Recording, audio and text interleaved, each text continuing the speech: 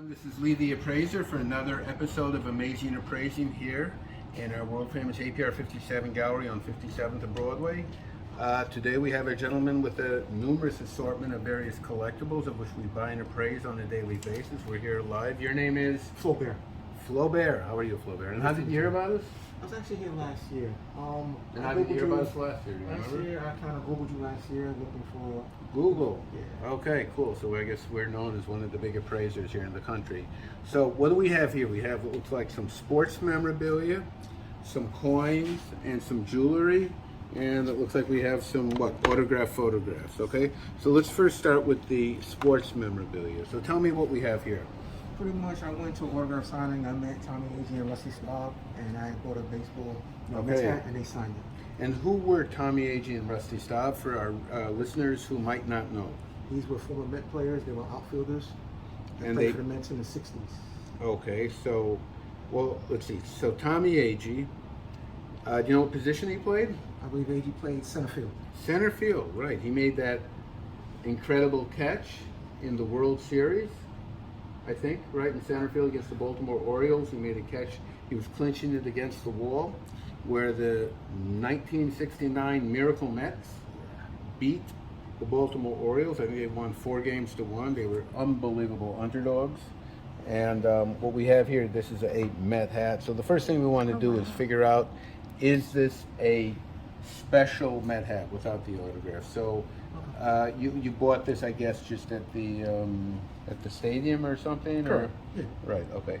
So it's genuine merchandise, so it's not made for the player, it's made for the fans. Correct. So at that time it probably retailed $15, maybe ballpark, something like that, $10 to $15. So we have a signature here of Tommy Agee, who was, again, the Met center fielder at that time, and Rusty Staub actually came later. I don't think he was on that team. No, not he came right a little later, and he was actually, I believe, on the 73 team, I think. He actually holds the distinction of several things. So he holds the distinction, I think there was never, I asked people as a trivia question, he's probably the only outfielder that played in the World Series who couldn't throw a baseball. That means he had banged his arm up, I think, in one of the playoff games, his shoulder. So he couldn't throw the ball. So every time a ball would be hit to right field, he would have to flip it to the center fielder. I don't know if it was Agee at that time, I'm not sure. But he would flip it to the center fielder who would basically shadow him, and that guy would throw the ball home. So, and they, of course, why did they do that? They did it because Rusty was one of the great clutch hitters of all time. So they wanted him in the lineup. The National League even today still doesn't have the designated hitter. So they wanted his bat in the lineup. He was known as being one of the greatest contact hitters, great hitter for many years, and he was known also for because he was such a great contact hitter, he choked up on the bat pretty much, almost 50% up on the bat. It was insane. Let me just get an example here. We have a bat here, and I'll bring it out. So this is actually can you read that name here? That is Cal Ripken Jr. Cal Ripken Jr. So for people who don't know, Cal Ripken Jr. was a shortstop on the Baltimore Orioles. He played his his entire career there. He was known as like Mr. Dependable. Do you know what record he holds, or what he was known for primarily? He was known for playing the most consecutive games played. Whoa! And what was the number? Do you recall? I believe it was 2,195 consecutive games played. I believe. Okay, I'm not. So you might be right. Do you know what the record he broke was? No, not off the top of my head, no. So it was 2,140. Okay. And who did he beat? It's not coming to mind right now. So I think it was Lou Gehrig. Am I right? I'm not sure. I think it was Lou Gehrig's consecutive game streak. We'll have to double check that. But I think that was that. So we actually have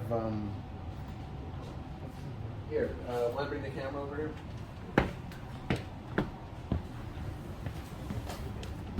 See if we can get here. This is actually the game, the original program. This is the program, the phototype. of the prototype, not phototype, the prototype of the program signed by all 4 of the umpires that umpired this game. If not, we can get this a little later, but that was it. Yeah, I got it. Okay, games played, consecutive games played. So we beat Lou Gehrig. It was 21-31. Gehrig did 21-31, so I had to double check that. That was done in '95. And there's a picture, a photo image picture of Gehrig and Ripken. And this is a very cool piece. It's incredibly cool. This was actually, we got this from, I don't want to say who, but he was like the vice president of Major League Baseball. And what happened was, the story goes, that this was a private person who worked in MLB, who worked there in Major League in 19 when this was all done. He went and he had this signed by the umpires. The picture here, he went to MLB. They gave him. He got asked for a photograph of Ripken speaking. He got that picture, and he had it professionally. So the picture he got from MLB, and he asked them to professionally mat and frame it. And what happened was, when it was being done, somebody there, one of the senior people, said, "You know what? Let's just check it out." And they checked it out, and they said, "We can't allow you to give this to anybody, because the problem is, we do not want a gift with the umpire's signature," meaning that he was still playing. So they didn't want to show that maybe the umpires were giving a gift to him, and that might show some preferential treatment to him, as he's still an active player. So they sort of nixed this thing. And when the guy retired from Major League Baseball, not the executive there at the at MLB, he asked them if they could take it, because it was just sitting there, and he said fine. So they gave him this with a number of other things as a parting gift, and he took it, and we bought his whole collection. Wow. So that's a pretty cool, one-of-a-kind piece. So this was made at that time to get to the umps, which MLB said no, sir, we would not allow that. So that's a very one-of-a-kind, very cool piece. So anyhow, I'm just showing this. So this is a bat signed by Ripken. This is actually his made style bat from Louisville Slugger. So this is the exact Come closer. bat, and I believe it's game used. If you can see the wear on Come it, closer. the tar and everything. Come closer. Okay. Love that. Wow. Okay, so we see the tar here, the tape. Yeah. This is his. If you look at this here, let me just check here. That says number 5. You got that? Yeah, it does. Wow. Oh, and I believe, let's just Wow. double check. We're gonna have to figure that out. This says 8. And he says number 8 here. So we're gonna have to double check, Blue, Okay. why this says 5. Okay? Typically, it would be the same number as his uniform. And the reason is, when they would put it in the bat rack, it would be like this. So they would pull out the bats with his number on it. That's typically what would happen. Okay, so we're going to figure out, Miss Blue, why this says 5 instead of 8. Okay? Yeah. But clearly, this is game used. It has, where the tape, this is called where they had tar on the bat. It was like a sticky substance that would give them more of a grip. Yeah. So they would rub their hands here like this, and they'd get the tar on their hand for a better grip, and then they go butt down like this. And there's a rule that the tar couldn't go up more than, I don't know if it's in inches, 12 or 14 inches. You remember what's the most famous issue that ever happened in MLB with the tar? Do you remember that? I believe there was a Deion Sanders incident. Well, the major one was the Kansas City Royals against the New York Yankees, and George Brett hit a home run in, I guess it was like the 8th or 9th inning, that gave Kansas City the lead, and Billy Martin, the Yankee manager, was watching this incident the whole time, and he waited for something like this to happen before he reported it. He waited for it, so, because if nothing happened and the Yankees won the game, who cares, right?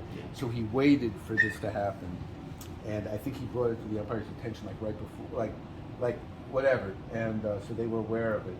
And after the home run, Martin went to the umpires, had them check it, and the tar line exceeded what was allowed, and they disqualified the home run. Wow. And then they had to, I think both teams protested the game, and then I think they played it, another night or so. They stopped. They continued in the ninth inning or something like that.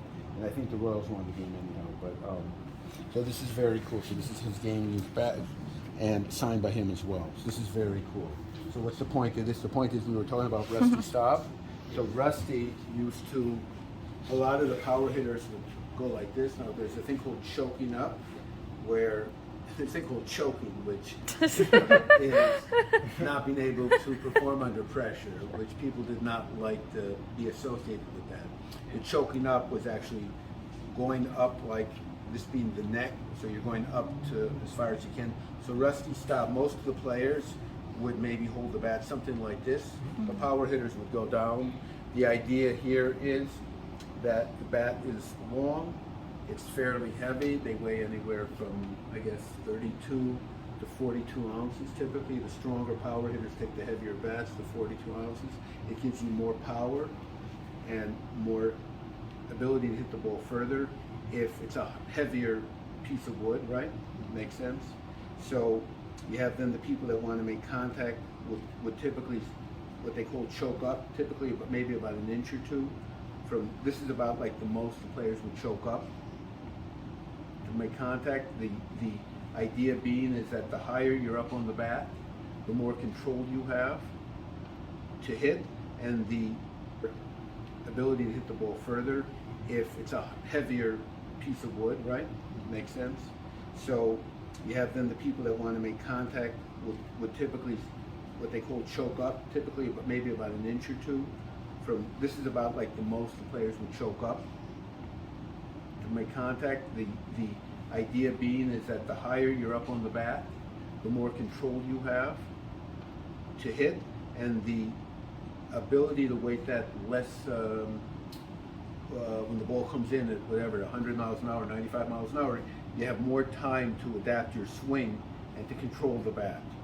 So between those two things, so this is typically the most a player would typically choke up.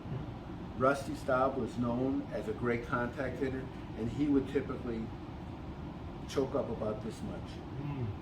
Okay? So he choked up on the bat more than just about anybody else. So even if you just played with the bat yourself, you would see that you have much more control. You're not going to hit too many home runs, but you will very rarely strike out if you have a good eye.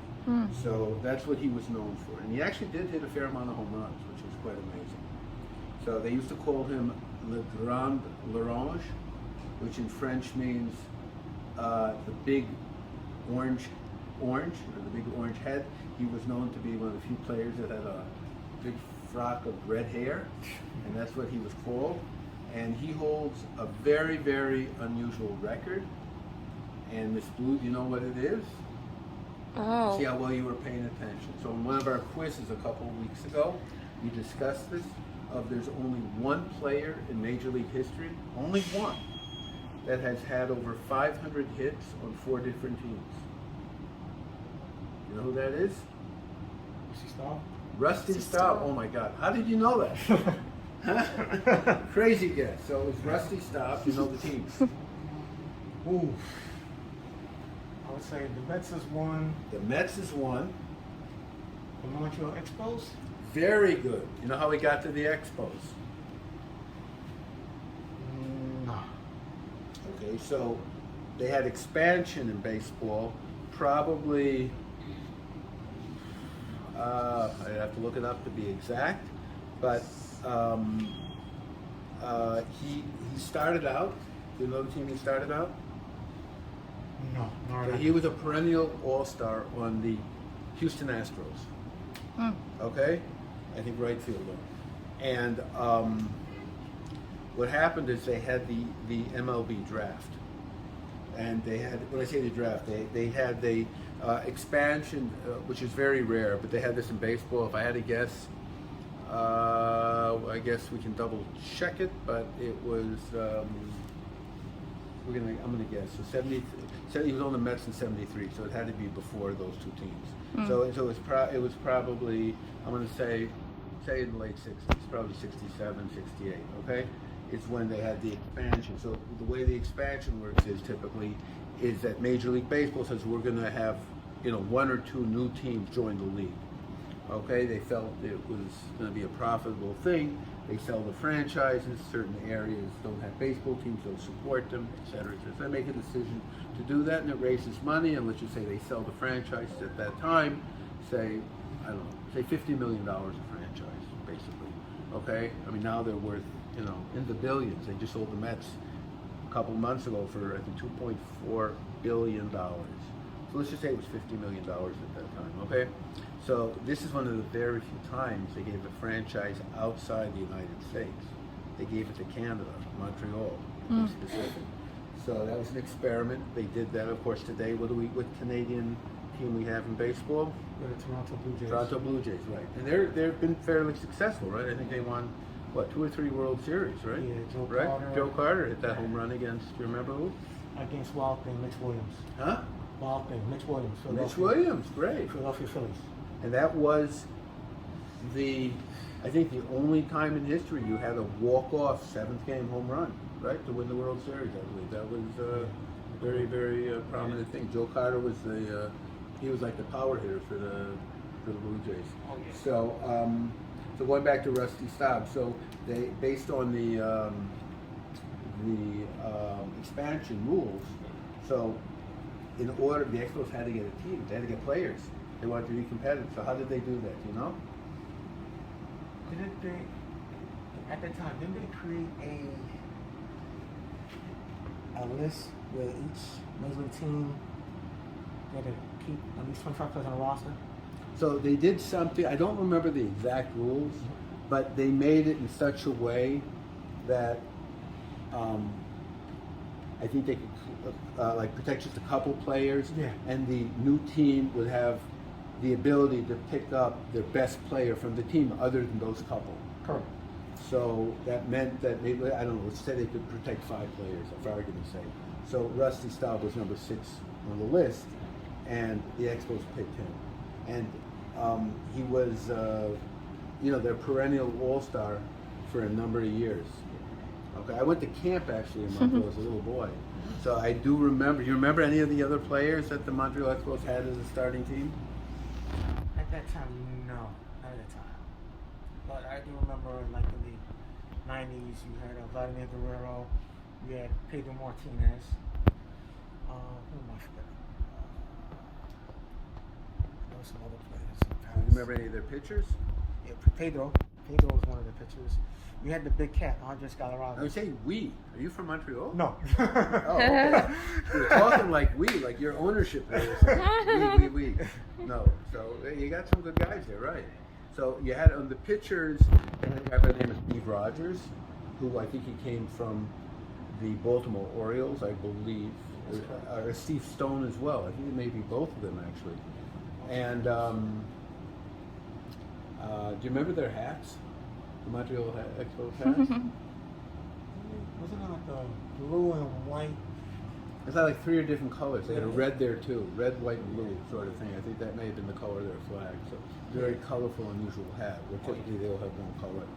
So I'm trying to remember. I just remember some players because I went there for the summer, so I remember a lot of the kids from Montreal, so they were big fans there. So Tim Foley was an early player on that team. What's his name? Who became a great all-star towards the end of his career. I mean, he was there a little later. Gary Carter was probably the best player they ever had. One of the greatest catchers of all time. Right? I mean, really great. He won the world. He helped the Mets win the world championship in '86. Right? He was like their key player. I'm trying to remember who else was on that team. Steve Rogers. Oh, I think Tim Raines was That's right. on that team too. Right. For people who don't know, he was one of the fastest players in the league and the great base stealer. Great outfielder. Great outfielder. Who else? We had Tim Foley, Guerrera.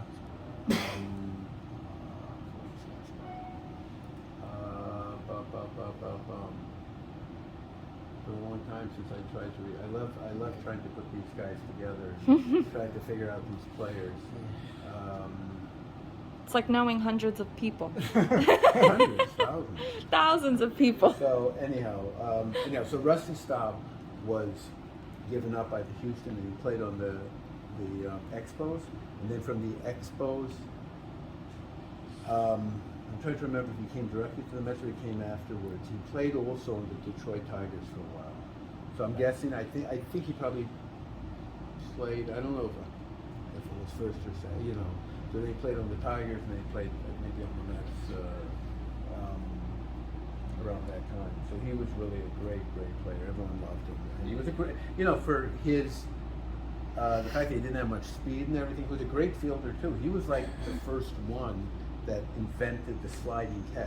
I don't know if you ever remember that. He would slide, he wasn't fast, but he would slide and catch the balls like he's sliding into second base with his legs crossed, and he would slide to catch the ball. That was rather the famous catches he made. So he was a great fielder, really. I mean, even though he wasn't that fast, he was never really made any errors.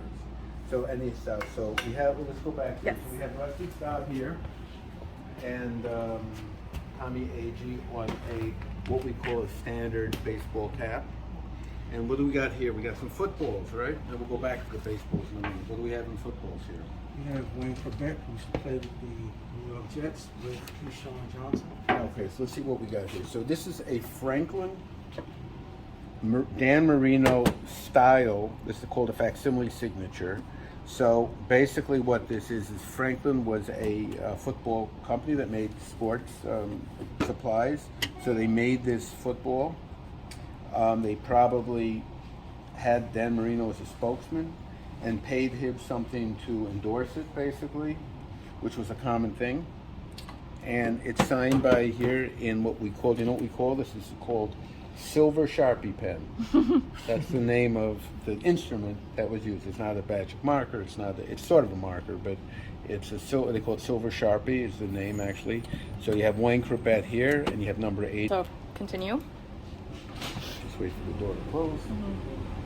Okay, so for people who don't know, Wayne Corbett was a receiver on the New York Jets. If I had to guess, probably about 8 years ago, maybe he played. Probably from 12 years ago to 8 years, probably about 4 or 5 years.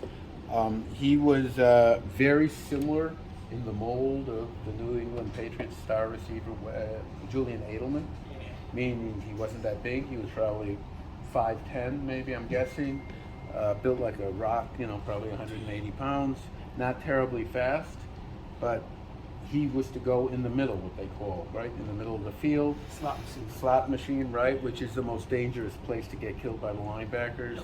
And he got hurt a couple times. He had numerous concussions, and it ended his career very shortly thereafter. But he was a great player. The players loved him. The fans loved him. He gave us all. And so this is a football signed by him. It was probably done a little after he retired, I'm guessing, right? Correct. Right? A little after he retired. Okay. So it doesn't have any authenticity papers. I don't think. Does anything here you have a certificate with, or no? That you brought in today? No. No. Okay. So, but I wouldn't really question this. I know his signature. It looks fine. When you want to evaluate a signature, you also want to figure out, where the person got it, what's the story behind it, and why would this is not. We're not talking about signature of Babe Ruth, so nobody's going to really copy or reproduce a Wayne Corbett signature because it's not terribly valuable. So therefore, that's not going to happen. So we have another football. Now this is a Wilson football, which is a little different. Excuse me. Meaning that this ball was actually or they may have changed it, but at that time was actually the football style exactly that was used to play in the NFL. So it says here Wilson and a National Football League, American Football Conference, National Football Conference, right over here. So this is their football, just like on the baseballs here. If we have a baseball, let's see if you have any here. This would be a baseball that's similar, meaning this is a Rawlings baseball that was actually used to play, that was made for the major leagues. Okay? It's signed here by the president of the National League at that time. same with this. But we'll get to the baseballs in a minute. So this football here, it looks like it's a relatively unused football made by Wilson. And we have here what appears to be who? This is Mark Bavaro, right? Tight end for the Number New York Giants. 89. And who is this? This is Joe Morris, famous running back for the New York Giants. Right. Joe Morris. What, didn't he have a nickname? Remember? I forgot the nickname. He did. Was it like tiny or little or small or something like that? I don't remember. But it was. I thought it was something to do with. You know, he was pretty small, tough as nails, but pretty small. So just to let you know, so they were both on the. Bavaro, I know, was on both of the championship teams. I think '86 and was it '90 or something like that? They won another Super Bowl. So Bavaro, actually, a friend of mine from grade school became his agent for a number of years, his sports agent. Nice. So he represented Mark. His name was David Fishoff. So he represented a couple of NFL players. So again here, signed by 2 players. Again in silver Sharpie. What's the story behind this one? You got that personally or what? I went to an autograph signing. There was a store opening somewhere in Manhattan. Both players were there. Former players were there. I stood And in they line. made an appearance there. Made an appearance there. Yeah. So it was a free signing? It was a free signing. So that typically was done many times. It's still done a little today. And it was done to basically, they pay the players and it gets publicity for the store. Correct.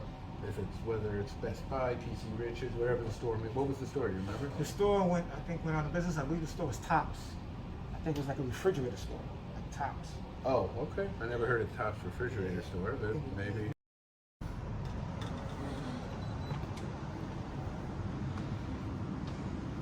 Okay, so we have a diamond tester here. We're going to test the stone. Okay. And it does not test properly. Okay. So this is a nice ring. It's probably what they call cubic zirconium. So the stone has virtually no value. So it'll probably retail for $10, $20. Okay, and let's see. I think the one other thing we have here are we have a green folder with some unusual pictures here. Now, who are these pictures? These are, just double check. So, this is Alfonso again, right? And you a wrestling fan? Oh, yes, sir. You still are? Yes, sir. Okay. So as a kid, I remember, I'm probably a little older than you, but I remember there was they used to have they used to have wrestling on Channel 9, Saturday night at like 1 o'clock in the morning. WOR TV. So they had these guys, one was called George the Animal Steel. They would have Ati Teiko. They would have the Iron Sheik, all these old guys. Some of them still continued under different names. I remember Sergeant Slaughter, all these guys. And that was a very cool thing. I really enjoyed it. I consider them to be some of the best actors around. And anyhow, long story short is, so you have here what appeared to be a group of people, we're going to call them wrestlers, with signed photos here. Let's see, do you know who this guy is? It's been a long time. It's been a long time. Yeah. So it doesn't look like it's him, but there was a wrestler by the name of Goldberg, and it looks similar to him, but it's not. No. Because I see this is so I'm going to guess these two are two different guys, and since they look the same, it looks like a tag team maybe. Right? They look like brothers. They're tag team. Disciples of the Apocalypse. That's very cool. 1998. Other major corporate honchos. Okay. China is actually the daughter of Sergeant Slaughter. Really? Yeah, a lot of people don't realize that. I didn't know that. Yeah, a lot of people don't realize that. Yeah. She's the daughter of Sergeant Slaughter. She's still around? No, she passed away on the She passed away? Yeah, recently. I would say maybe 10 years ago. 10, but how, she couldn't be that old. Yes, I would say 10 years. What was she, 45? Yeah, real young. And how did she die? I believe it was drug overdose or suicide. I'm not sure. Oh wow. Whoa! Wow. She had some unfortunate some issues before. So, you know, you can just touch on that Yeah. a little. So, one of the issues you had with professional wrestling is that a lot of these guys, in order to fight and to become competitive and to look their parts, had to take a lot of steroids. And with steroids are a type of drug, right? Correct. So with steroids, a lot of them took other drugs, but they didn't have to, because even steroids would do a lot of stuff to your system. You heard about what's called steroid rage and stuff like that, right? It would totally imbalance your whole system. So it was a drug, any drug you can get addicted to. So a lot of them got addicted to them, and a lot of them had a lot of, you know, the organizations, whatever they were, that they worked for, all they cared about is, you know, who are, quote, the most popular characters they had. So these guys, in order to make a living, had to be the most popular to stay in the top 10 to make a living.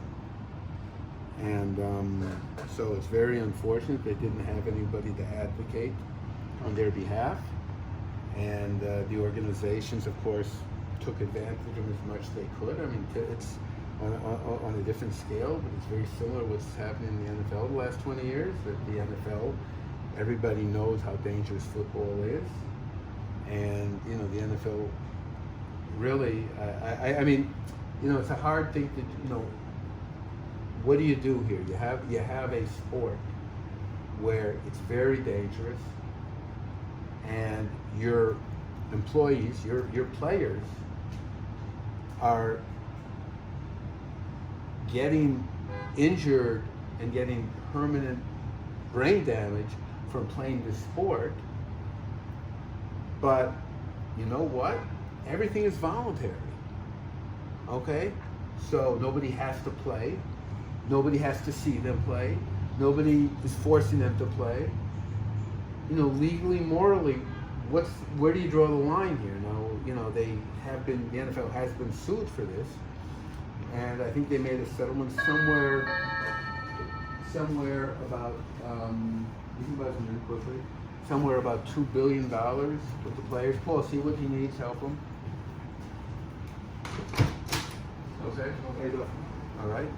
And so that's a very interesting dilemma here. I mean, it's not like you're forcing anybody to work for you. So, you know, it's sort of like, you know, I have a client, he bought a watch for me. What does he do? His job, he's a young kid, and they offer him, they pay him $200,000 a year, and he works 6 months a year. And his job, he bought a watch for me that it's very similar to this Rolex Submariner. It's called the Rolex Sea Dweller, and it's waterproof to over 10,000 feet underwater. And he bought that watch for me because he's one of the only people ever I sold that watch to that actually uses it for his career. He fixes the bottom of oil rigs in New Orleans. So he has to go down there. He's telling me it takes him several days to go underwater to the bottom of the rig. Several days he's going in a little, sort of like an elevator, sort of little capsule. He goes down there and he has to go very slow. And you know why he has to go so slow? Because the air pressure would explode his head if he did it quickly. So he has to go on a very slow thing. So it takes him up to 3 days to go down. And then after he does his work, 3 days to go up. It's a crazy thing. So, but he gets paid, gets compensated for the work he does, knowing it's dangerous, who knows what the repercussions are on his health, but that's fair game, you know? I mean, they're paying him to do that. So, you know, it's a very tough thing in the NFL now, going currently, you know, I guess the past tense, that means maybe 20 years ago, people didn't know how dangerous it was. So to me, again, I'm not a lawyer, but I would think if I was running the NFL, and if I had a contract on my team, a player, I would have everyone sign a waiver, which I'm sure they do today, and they may have done probably 20 years ago, that you understand that this is a dangerous job, and that you might get tackled and break your neck and not be able to walk after any game, and you would understand the risks. So I don't know if that's been in all the contracts previously. I would guess it is. So I don't understand, what claim a player can really have against the league. No one's forcing him to say, when you sign that thing and you get when you sign a contract for $50 million, hey, you know what? Nobody's telling you this is a safe sport. You want to become a mover for 400 hours a week and have a safe job? That's your prerogative. No one's forcing you to do that, but that's part of the game. So I don't really rationally think what the problem is here, meaning that we understand, everybody knows it's dangerous. It's not like anything's high. Now, it may be that they didn't have them sign those disclaimers 20 years ago, and it may be that the NFL knew it was dangerous, or they had some inkling of knowing it was dangerous prior, but similar like the cigarette companies, right? So they were on the hook, but they were on the hook not because it was dangerous, it's that they knew it was dangerous and they were hiding it from the public. So they were saying basically it was, I guess, somewhat safe, and they didn't allow the realities to come out. But when there's nobody that will tell you, football is super safe, and so I don't really understand that. So I know that they're having some fights now with with the wrestling's become $1 billion industry, right? With WFF, Vince McMahon's become a billionaire through this. Again, I think it's just if everything is disclosed, people have the right to take dangerous jobs for considerably more money than they would get if they're not dangerous, right? It's a free world out there, and you have people that are willing, just like if they, when they invent a certain drug, right? They'll pay people money to try it and be the guinea pig. Who are you, who am I to say, no, you can't do that? If they want to take their chance and they're doing a good cause and they're getting a lot of money to try it out, no problem. So anyhow, so what we have here, there's nobody really special here that, the wrestlers that I can think of, the best one in my generation was Bruno Sammartino. Mm-hmm. Right, you know that name or no? No. Right, so he was like the best one. Again, these are autographs that are not authenticated, but again, I don't think, did you meet all these people in person or no? Yes, I did. Okay, so I'm going to tell you, most of the stuff doesn't really have much resale value. I wish it had better. Okay, the coins, the watch, the fake diamond ring, the baseballs here, you don't have any really star players. So the retail value and everything's maybe a couple $100. Most people want certificates on it. We'd have to have it, either issue our own certificate, get it certified. So I don't know if you want to sell it now, but you can think about it. And so if anyone has any other questions about these type of items, if you have baseballs, signed hats, signed jerseys, signed footballs, rare coins, jewelry, bring them into our gallery, text us pictures. We're happy to answer any questions you have, and love to appraise them. That's what we do 24/7, 6 days a week.